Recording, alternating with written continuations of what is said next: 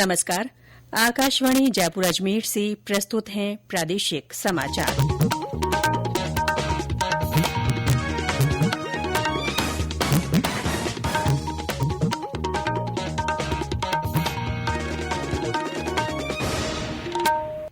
मुख्य समाचार।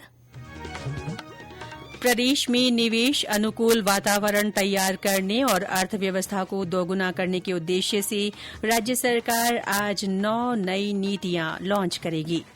राज्यपाल हरिभाऊ केसनराव बागड़े ने विकास योजनाओं और कल्याण कार्यक्रमों का लाभ अंतिम छोर तक बैठे नागरिक तक पहुंचाने का आह्वान किया। इसरो आज श्रीहरिकोटा के सतीश धवन अंतरिक्ष केंद्र से PSLV C-59 से प्रोबा 3 उपग्रहों का प्रक्षेपण करेगा। और राष्ट्रीय खाद्य सुरक्षा योजना के तहत eKYC करवाने की अंतिम तारीख बढ़ाकर 31 दिसंबर की गई।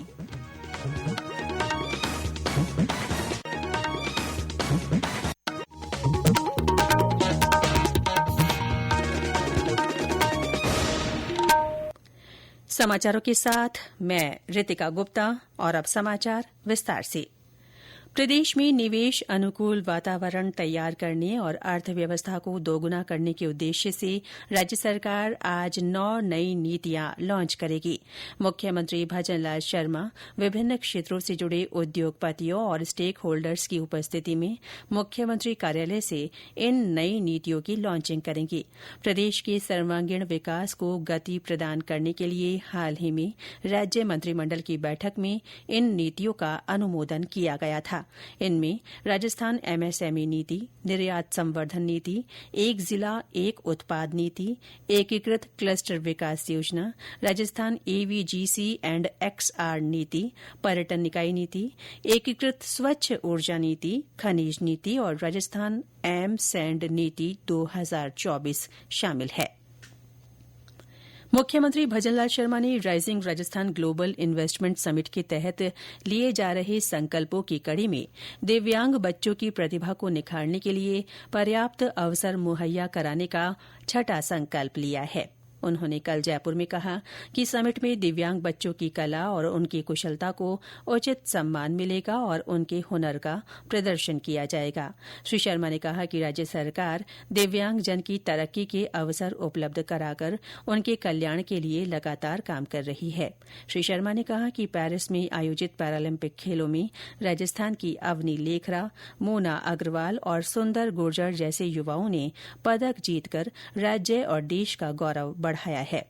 गौरतलब है कि इन्वेस्टमेंट समिट को सार्थक बनाने और इसे एक विशिष्ट पहचान दिलाने के लिए मुख्यमंत्री ने 10 दिन तक रोज एक नया संकल्प लेने की पहल की है। राज्यपाल हरिभाऊ केसनराव बागड़े ने विकास योजनाओं और कल्याण कार्यक्रमों का लाभ अंतिम छोर तक बैठे नागरिक तक पहुंचाने का आह्वान किया है। कल ब्यावर में जिला स्तरीय अधिकारियों की बैठक को संबोधित करते हुए उन्होंने कहा कि इन योजनाओं का लाभ प्रत्येक पात्र व्यक्ति तक पहुंचाना सुनिश्चित किया जाए। उन्होंने चिकित्सा, शिक्षा, ग्रामीण विकास, विद्युत वितरण और पेयजल सहित महत्वपूर्ण विभागों के अधिकारियों को जन कल्याण को प्राथमिकता में रखने के निर्देश दिए। उन्होंने सामाजिक सुरक्षा पेंशन योजनाओं की समीक्षा करते हुए कहा कि जरूरतमंद वर्गों को पेंशन का लाभ नियमित रूप से मिलना सुनिश्चित किया जाए। कोटा और डकनिया तालाब रेलवे स्टेशनों के पुनर्विकास कार्यों के संबंध में लोकसभा अध्यक्ष ओम बिरला ने कल नई दिल्ली में संसद भवन में अधिकारियों के साथ समीक्षा बैठक की। अधिकारियों ने बताया कि ये काम अगले साल तक पूरा होने की संभावना है। रेलवे बोर्ड के कार्यकारी निदेशक राकेश चौधरी ने बताया कि डकनिया तालाब रेलवे स्टेशन के पुनर्विकास का 66% काम पूरा हो चुका है। 111 करोड़ रुपए की ये परियोजना अगले साल जून तक पूरी कर ली जाएगी। वहीं कोटा स्टेशन के 50% काम कर लिए गए हैं। लगभग 208 करोड़ रुपए की ये परियोजना जनवरी 2026 तक पूरा करने का लक्ष्य है। बैठक में ऊर्जा मंत्री और कोटा के सांगोद से विधायक हीरालाल नागर भी मौजूद रहे। कोटा के अभेड़ा बायोलॉजिकल पार्क से एक बाघ को आज रामगढ़ टाइगर रिजर्व में छोड़ा जाएगा। इसे लेकर सभी तैयारियां पूरी कर ली गई हैं। हमारे संवाददाता ने बताया कि पहले कुछ दिन इसके व्यवहार का अध्ययन किया जाएगा। उसके बाद एक अन्य बाघ को मुकंदरा टाइगर रिजर्व में रिलीज किया जाएगा। रणथंभौर में 31 जनवरी 2023 को बाघिन T114 व 3 में से एक शावक मृत मिले थे, जिसके बाद दोनों शावकों को कोटा लाया गया था। तब दोनों की उम्र 2.5 महीने थी। अब ये बाघ बाघिन बन गए हैं। इनमें पहले दोनों को एनक्लोजर में रखने के बाद सामान्य व्यवहार देखने के बाद जंगल में रिलीज कर दिया जाएगा। प्रधान मुख्य वन संरक्षक एवं मुख्य वन्य जीव प्रतिपालक जयपुर से हरी झंडी मिलने के बाद यह प्रक्रिया शुरू हुई थी। मादा बाघ को भी कुछ दिनों बाद कोटा के मुकुंदरा टाइगर रिजर्व में रिलीज कर दिया जाएगा। आशीष मेहता, आकाशवाणी समाचार, कोटा। ये समाचार आकाशवाणी जयपुर अजमेर से प्रसारित किए जा रहे हैं।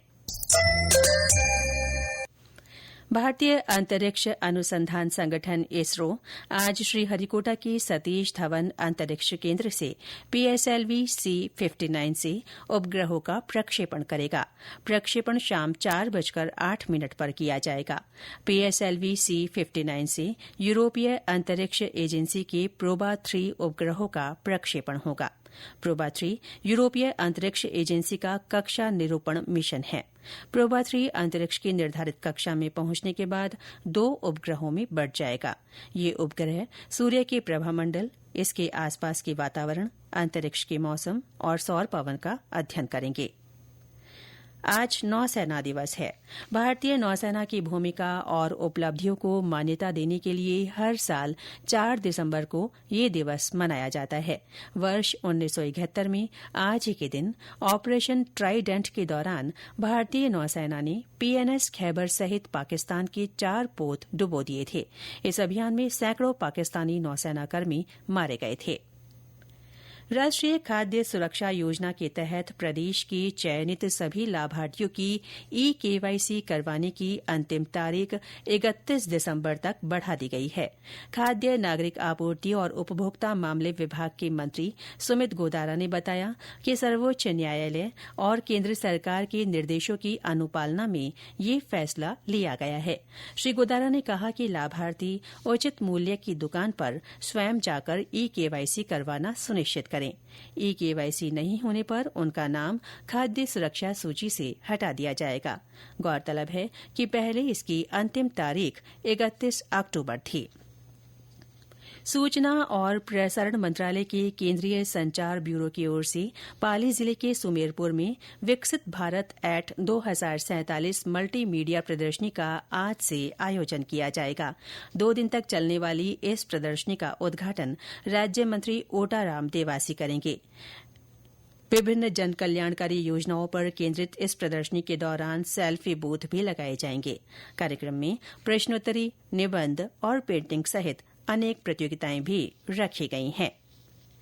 केंद्रीय अप्रत्यक्ष कर और सीमा शुल्क बोर्ड ने विभिन्न वस्तुओं और सेवाओं पर GST दर बदलाव के बारे में मंत्री समूह की अनुशंसा संबंधी रिपोर्ट खारिज कर दी है।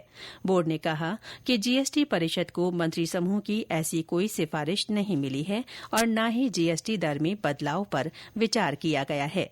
बोर्ड ने कहा कि वित्त मंत्री और सभी राज्यों तथा केंद्र शासित प्रदेशों के मंत्रियों की अध्यक्षता में GST परिषद ही दरों में बदलाव की सिफारिश कर सकती है। मंत्री समूह में राजस्थान सहित बिहार, उत्तर प्रदेश, पश्चिम बंगाल, कर्नाटक और केरल के मंत्री शामिल हैं। कौशल विकास और उद्यमिता मंत्रालय की राष्ट्रीय व्यावसायिक शिक्षा और प्रशिक्षण परिषद ने भारतीय राष्ट्रीय अंतरिक्ष संवर्धन और प्राधिकरण केंद्र को आधिकारिक रूप से एक निकाय के रूप में मान्यता दे दी है। इससे विशिष्ट प्रशिक्षण कार्यक्रमों को अधिकृत मान्यता देने में सहायता मिलेगी। और अंत में मुख्य समाचार एक बार फिर। प्रदेश में निवेश अनुकूल वातावरण तैयार करने और अर्थव्यवस्था को दोगुना करने के उद्देश्य से राज्य सरकार आज 9 नई नीतियां लॉन्च करेगी। राज्यपाल हरिभाऊ किशन राव बागड़े ने विकास योजनाओं और कल्याण कार्यक्रमों का लाभ अंतिम छोर तक बैठे नागरिक तक पहुंचाने का आह्वान किया है। इसरो आज श्रीहरिकोटा के सतीश धवन अंतरिक्ष केंद्र से PSLV C-59 से प्रोबा 3 उपग्रहों का प्रक्षेपण करेगा। और राष्ट्रीय खाद्य सुरक्षा योजना के तहत eKYC करवाने की अंतिम तारीख बढ़ाकर 31 दिसंबर कर दी गई है। इसके साथ ही प्रादेशिक समाचार बुलेटिन समाप्त हुआ। नमस्कार।